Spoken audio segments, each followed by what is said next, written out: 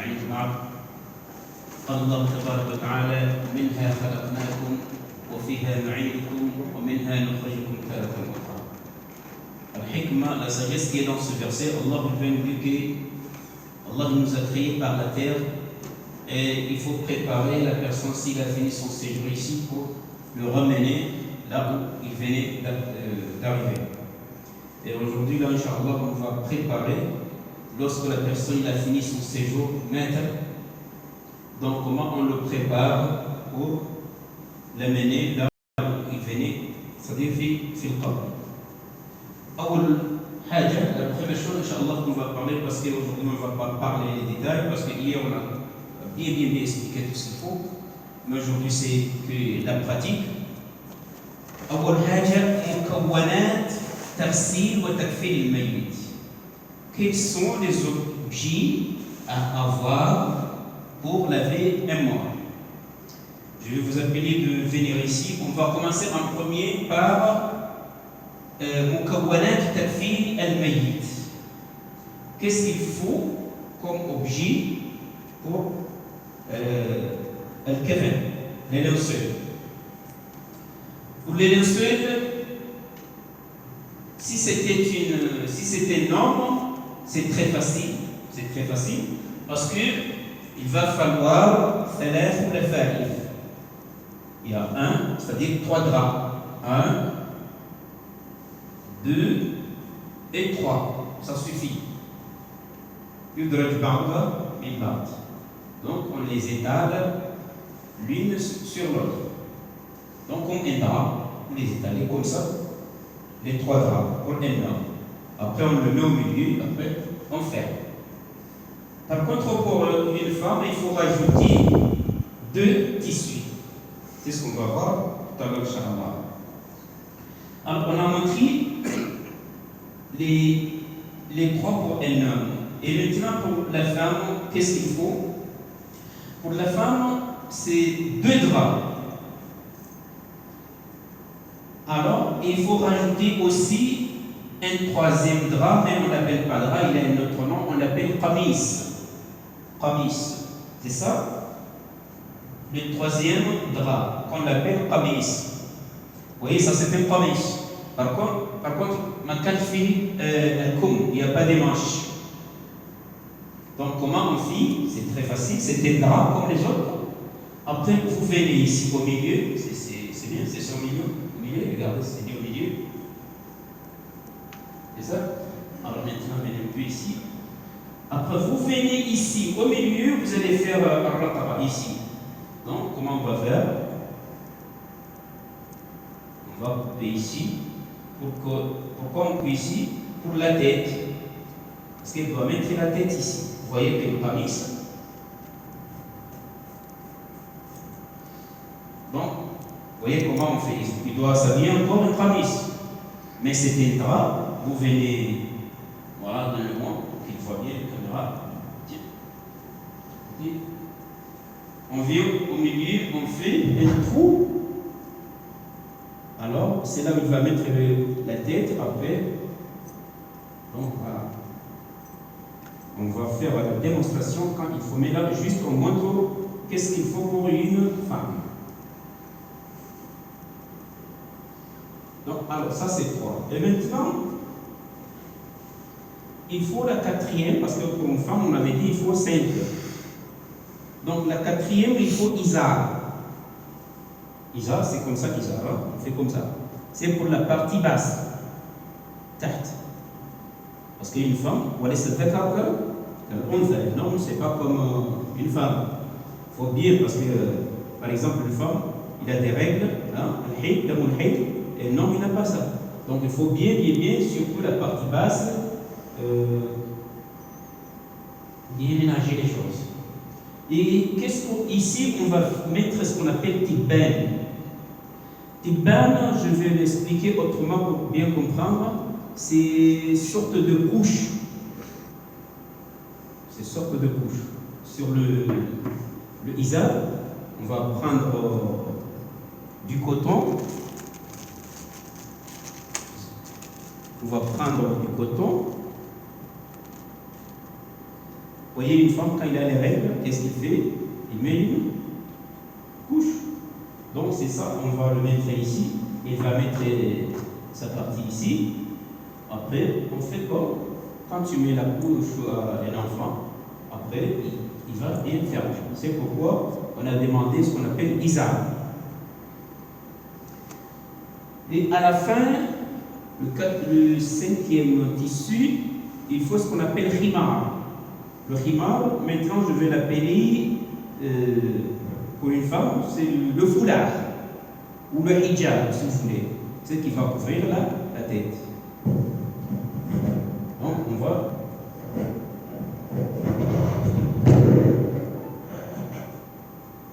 Bon, on va le placer ici. Je vais un petit peu. Là, on installe tout ce qu'il faut d'abord. Voilà, on a tous les tissus qu'il faut pour un mois.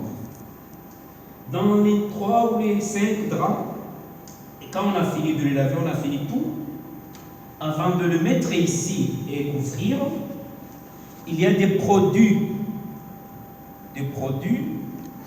qu'on met dans le café. Tous les cafés, on met ces produits, juste petit à petit. C'est ce qu'on appelle al-hanout, c'est-à-dire miskun abiyad ou miskun aswad. On met le café. Ça, on le met dans le café. J'ai mélangé le miskun abiyad et le miskun aswad. Je disais que ça, on va mettre dans les draps. Et aussi, avant que j'oublie, le café, le linceul, on le bakhar. Il faut mettre un peu de bouhour. Avant de mettre le maït, le café, il faut mettre le bouhour, puis ça sent bon. Donc, voilà en gros en ce qui concerne du linceul. Maintenant, mukawwanat al-ghusl. Pour laver le mort, il y a encore autre chose qu'il faut. Parmi les... Non, j'ai oublié pour ici. Il y a ce qu'on appelle al-arbouta. Al-arbouta, ça on va le mettre... Il faut 3 arboutas. Un ici. Un ici au pied. Parce que quand on a mis le drap, s'il n'y a pas quelque chose pour attacher, il va encore se défaire. On sait pourquoi il faut les 3...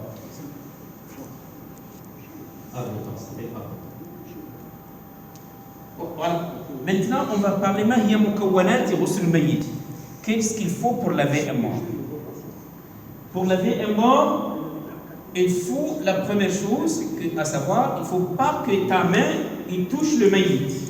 عندما يموت المسلم فهو حرمة. Il faut bien le respecter. Il ne faut pas le toucher.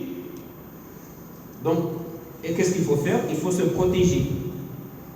Donc, il y a, vous voyez, un wiqaya, vous voyez tout ça, ça on met, surtout ici dans les hôpitaux, quand on lave les morts, tu trouves qu'il y a des hôpitaux que l'eau, c'est obligé que ça tombe sur toi. C'est mal fait. Ils n'ont pas pensé qu'il y a des musulmans qui lavent avec de l'eau. Ce n'est pas eux qui prennent, ils nettoient avec le costume, c'est tout. Non. Pour nous, c'est de l'eau. Et dans les hôpitaux, malgré, il n'y a rien. Donc, imagine s'il y a l'impurité qui sort, il tombe par terre, il va revenir sur toi. Donc, de préférence, mettre al-wiqaya. C'est ça, al-wiqaya. Pour les gens qui vont laver le mort. Il faut aussi que chacun, de préférence, mettez les gants. Il faut mettre des gants. C'est pareil, c'est des gants de protection. À ne pas toucher le corps al-mayyit. Alors, il faut aussi... Bon, vous Vous avez vu qu'il y avait des ciseaux pour couper le kéfin. Bon, il faut du savon, mais le prophète n'a pas parlé du savon, il a parlé de ce qu'on appelle cidre. Cidre, s'il n'y en a pas le cidre, on peut utiliser du savon, shampoing, tout ça. C'est quoi le cidre? Le cidre, ça c'est mieux 10 fois que le savon. Donc le cidre, normalement là, il faut l'écraser. Il devient comme une poudre. Je n'ai pas eu le temps de l'écraser. Après, on le verse filmé. Vous imaginez quand tu laves avec le savon, comment on appelle là? Avec la mousse. Hein? La mousse. Ouais. Donc, c'est-à-dire, il faut le mettre, quand tu l'as déjà écrasé, tu le mets filmé. Après, tu remues bien, jusqu'à ce qu'il y ait un ravoir, la mousse. Et c'est celui-là que tu vas laver le mort, hein, ce qui remplace le savon. Donc celui-là est mieux plusieurs fois que le savon. Pourquoi? 1, ça nettoie bien. 2, ça élimine les saletés. 3, ça renforce le al-mayyit. C'est naturel. Et donc il y a plusieurs choses pour le cidre. Donc là, il faut bien l'écraser. Et en plus, il n'y a pas d'odeur. C'est tabi'i. Donc après, vous mélangez bien dans l'eau. Après, tu vas prendre la mousse. C'est ce que tu utilises comme le savon. Donc ça, c'est parmi. Bon, pour que la caméra il voit bien. Mais là, il y a des piquants là. Il faut bien... Zid. Al-Mahim. Voilà il est là, il faut l'écraser, il y a un peu de piquant dedans. Et ça, le prophète sallam, il a parlé sur plusieurs choses. C'est pas que Rasul Mayyit. Même quelqu'un qui a le sihr. Le prophète sallam, il a parlé de ça. Donc, ça c'est parmi les choses à utiliser. Donc, il faut aussi, il faut le masque. Parce que tu ne sais pas la personne que tu vas laver. Peut-être il a malade adwa, il y a des maladies contagions, il y a plusieurs choses. Maintenant, réfléchis. Il y a des maladies contagieuses. Donc, il faut bien se protéger. Donc, on a parlé des gants, on a parlé des... Il faut aussi de al-qutr. On va parler de al-qutr. Quand est-ce qu'on utilise al-qutr? Il y a un moment où on peut utiliser le qutr fil ghusl, mais ça je le laisse ici. Vous allez voir quand est-ce qu'on utilise le qutr inda al-ghusl. Bon, il faut aussi... Bon, on a parlé. Voilà en gros ce qu'il faut faire pour laver un mort. Kafour pour... Bon, al-kafour, j'ai demandé... Ah, ils sont là. Vous l'avez quoi? Voilà. Il faut aussi prendre un seau, remplir, donne-moi le kafour, il y en a plein là, je les ai mis. Peut-être ils sont dans le blanc là. Voilà. Donc il faut prendre le kafour et... Parce que c'est des... Voilà, saupoudré. Il est là. Le kafour, le prophète sallam, il a parlé beaucoup sur ça. Parce que ça c'est la dernière chose à utiliser pour le mort. Quand vous avez utilisé le savon et tout ça, voilà, vous allez voir bien c'est quoi le kafour. Mais il y a plusieurs morceaux là-bas. Plusieurs morceaux. Ça le kafour.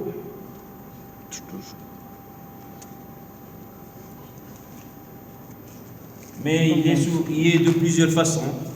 Il y a d'autres qui sont un peu comme la main comme ça. Donc en France, ça s'appelle camphre. Donc en arabe, c'est al-kafour. À quoi sert le kafour? Il disait qu'on le met dans l'eau, mais toujours on l'écrase. Hein.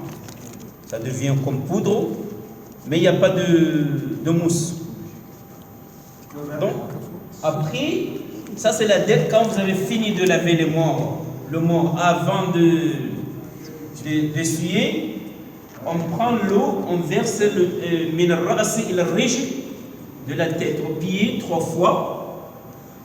Après, le prophète sallallahu alayhi wa sallam nous dit que al-kafour, ça protège le malade.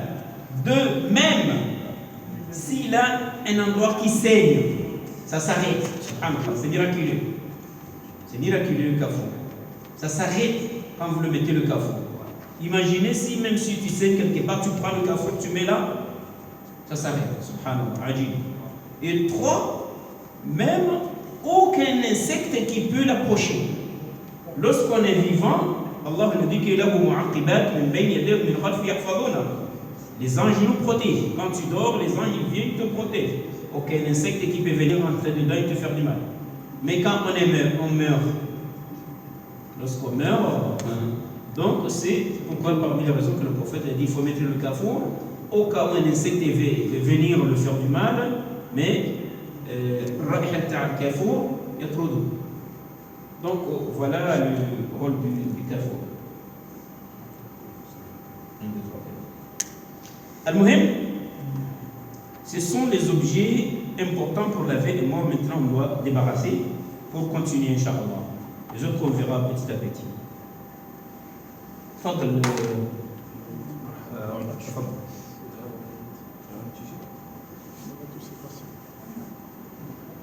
peux le garder, Garde-le après, Garde-le pour vous montrer.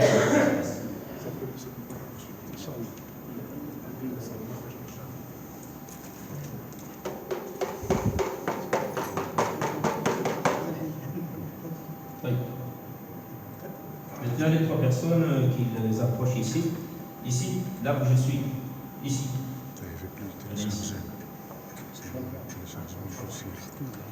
Alors, maintenant, Inch'Allah, on va commencer. Pour laver un mort, c'est très facile. C'est pareil comme si tu as la janaba, hein, tu as couché avec ta femme, tu veux te doucher, c'est pareil, c'est la même procédure. Le problème, c'est que lui ne peut pas faire, c'est nous qui doit le faire. Alors, awwal haja, si par exemple il y a une femme, c'est par rapport au mort là. C'est comme ça. Parce que bon, pour laver un mort, juste comme ça, pour laver un mort, c'est pas pareil comme le dafn. Parce que le dafn, il se met du côté droit, après il regarde le qibla.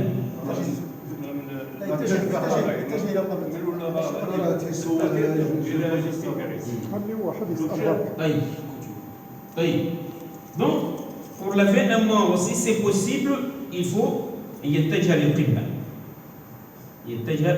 Si c'est possible. Est-ce que c'est clair? Alors, donc c'est ça le qibla. Pourquoi on a fait comme ça? Parce que si on le met là-bas, alors que le qibla c'est les yeux. Quand on fait la prière, c'est comme ça. C'est les yeux qui dirigent. Mais maintenant là, c'est ar-ras. C'est clair? Maintenant c'est ar-ras qui se dirige vers le qibla. Et pas les yeux, parce que les yeux, regardent fissaman. Donc par contre, quand on fait la prière de mort ou on l'enterre, il se met du côté droit, c'est-à-dire la tête doit être ici, le regard de le qibla. Maintenant, une femme, quand ses règles sont finies, il veut se doucher, kif. Comment on lave un mort? La première chose, il doit se nettoyer la partie basse, la partie intérieure, la partie intime. Donc pour un mort, on va commencer, Inch'Allah, normalement au bled, mais ici c'est un peu difficile. On va commencer. La première chose, il faut essayer de tailler le mafasi.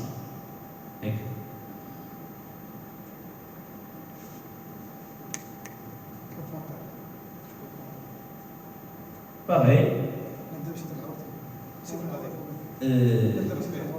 مازال On n'a pas encore commencé le Al-Ghusl 3 fois. Donc, normalement, si vous allez dans des hôpitaux, tout ça, vous trouvez que lui, il a déjà un drap. Il est couvert d'un drap, du haut jusqu'en bas. Même ça couvre tout. Quand vous allez dans les hôpitaux, n'est-ce pas? Donc, ce drap-là, disons que ça, c'est le drap de l'hôpital. Et après, on va le changer. Donc, et les pieds, pareil. Tu sais, si c'est possible, un peu, si c'est possible. Mais des fois, c'est pas possible, vous devez rester. Hein?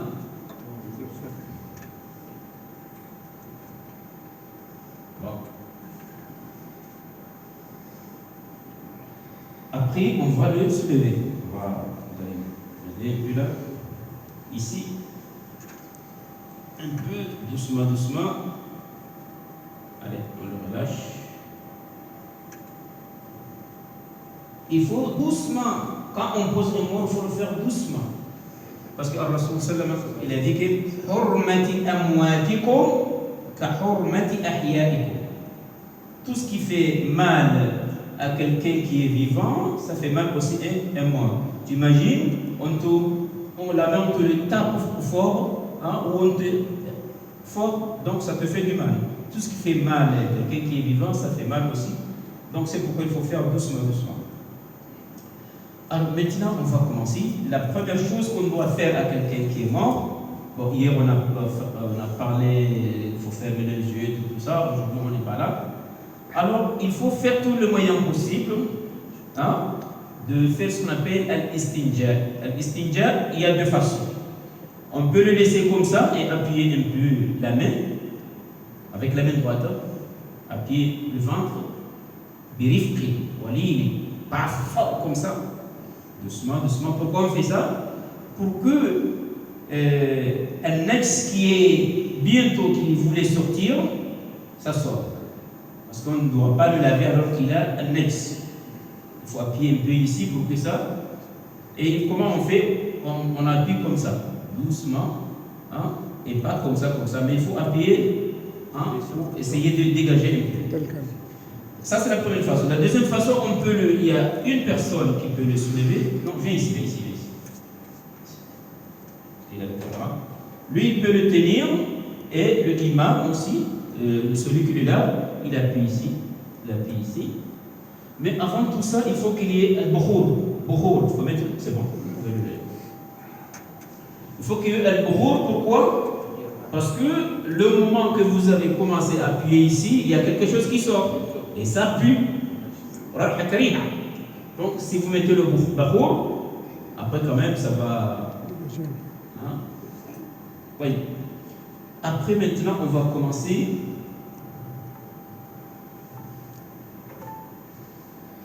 Il faut que je me tienne droit. Et ici, parce que les caméras sont là.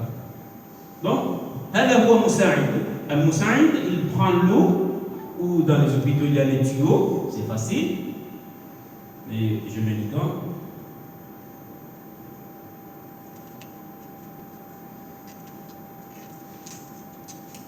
Alors, maintenant, vous voyez, il y a des tissus. Ça, c'est quoi ça? Ça remplace papier toilette.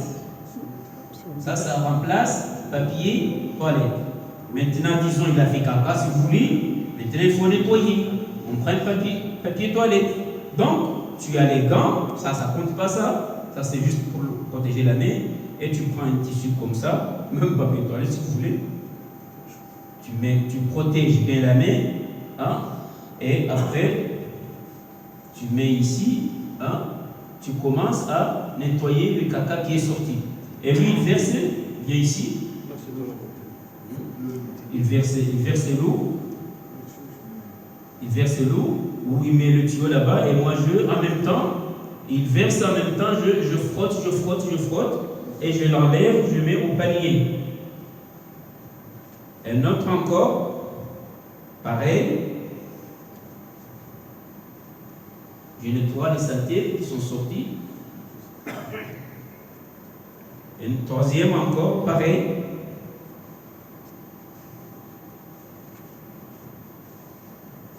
Et celui qui lave, il regarde comment est le papier toilette. Est-ce qu'il est sale ou c'est propre?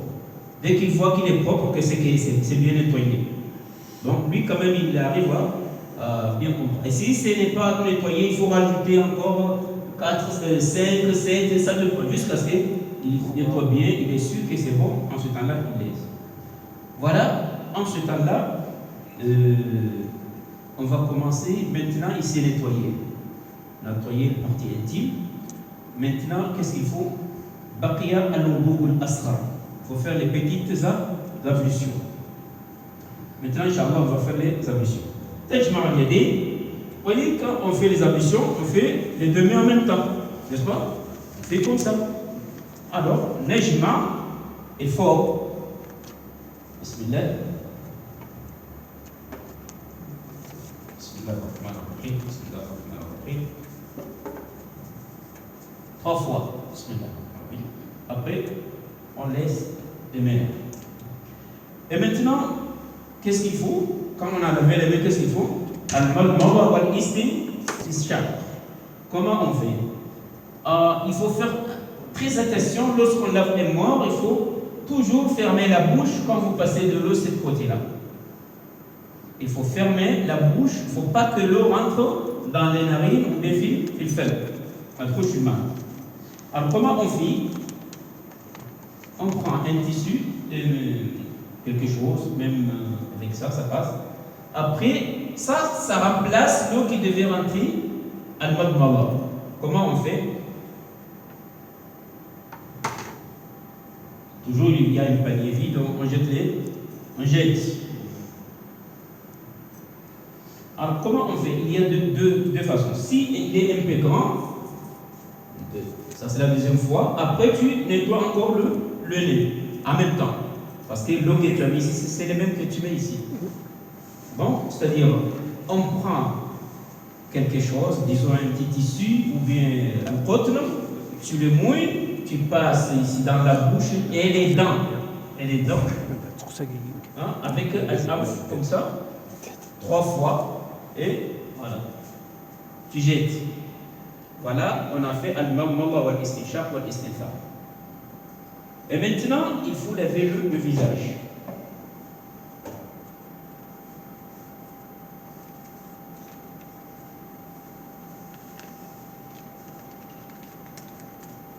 Trois fois. Alors, on a fini le visage. Maintenant, il faut al-Yadi al-Yumna. Viens ici, parce qu'il faut laisser le caméra.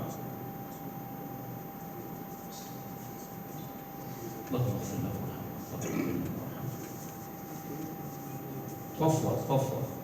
Par contre, Imam Shafi'i, mais ça va, ça suffit, il ne faut pas mélanger beaucoup de choses. Après, maintenant, al-Yad al-Yusra.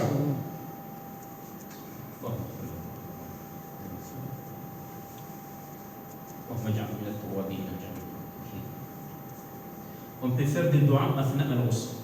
أثناء الغسل أو أثناء الوضوء لا بأس بالدعاء عند غسل الأعضاء. 3 fois. Et après,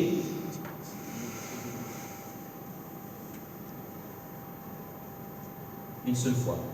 Pour une femme, il est conseillé de faire 3 nœuds. Ses chevilles, on fait 3 nœuds.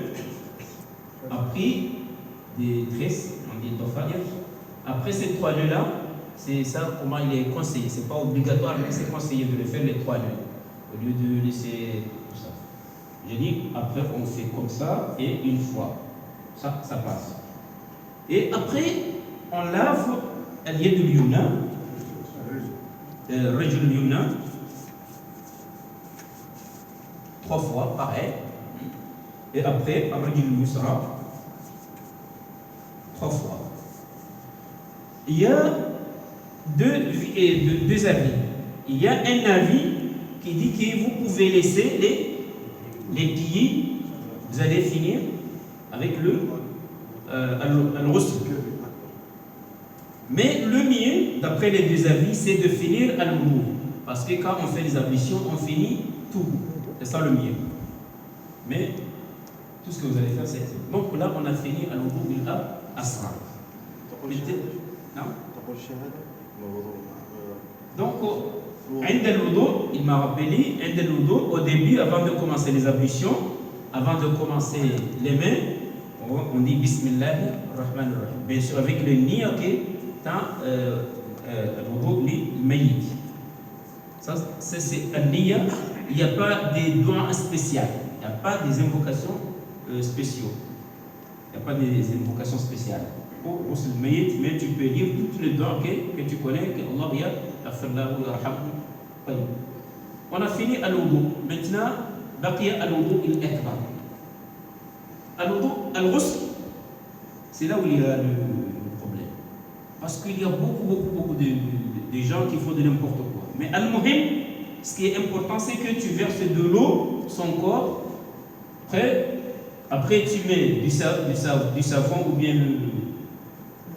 le cidre. Et à la fin, tu mets le kafou. Et après vous le rincez. Ça c'est en gros. Pareil quand on se douche.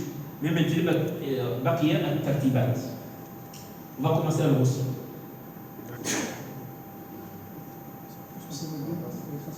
On peut le laisser comme ça. Alors, après,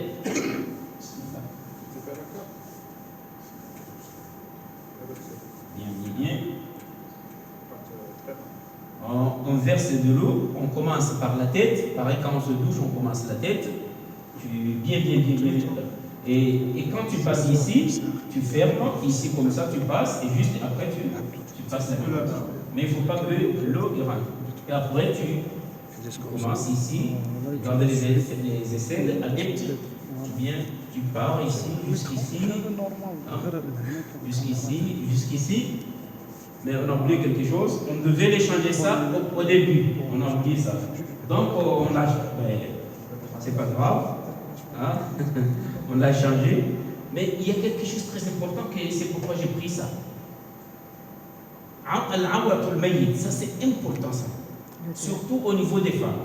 Pour un homme, avant, qabla l'islam, on se couvrait uniquement.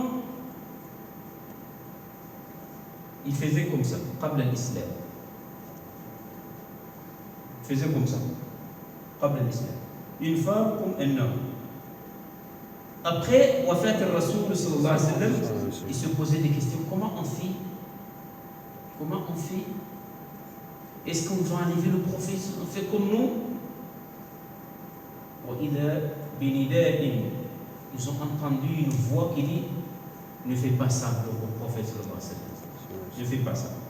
Donc, ils ont laissé ses habits, ils l'ont lavé comme ça. Donc, Madhab Imam Shafi'i, ils ont dit que quand tu laves un mort,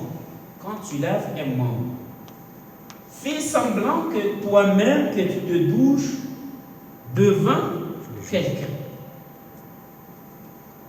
Est-ce que quand tu te laves devant quelqu'un, tu vas te laisser, il te regarde tout ton corps? C'est pas ça. Donc surtout, je parle pour les femmes. Les femmes, Allah yahdihinna, ils font comme ça, ils font comme les autres. Ils font comme ça, c'est pas bon. On ne peut pas laisser cette partie. Ils ne doivent pas haram de regarder cette partie-là. Ça c'est strict. Même les chiens qu'on voit ici, hein, qu'on les voit là-bas, quand ils se douchent dans les piscines, au moins ils prennent un truc, ils cachent ici, n'est-ce pas? On ne parle plus al-muslima, al-muslima, al-muhtar. Donc, une femme musulmane, quand on le lave, on doit couvrir sa poitrine. Donc, les genoux jusqu'à la poitrine, cette partie ici, on ne doit pas regarder une femme. Donc là, je dis bien parce que là, ils vont le voir bientôt là. Ce soir, ils vont le voir sur YouTube. Donc, ils doivent bien couvrir cette partie. Il ne faut pas qu'ils regardent cette partie. Donc, pour un homme, ma bayna sura wa rukba.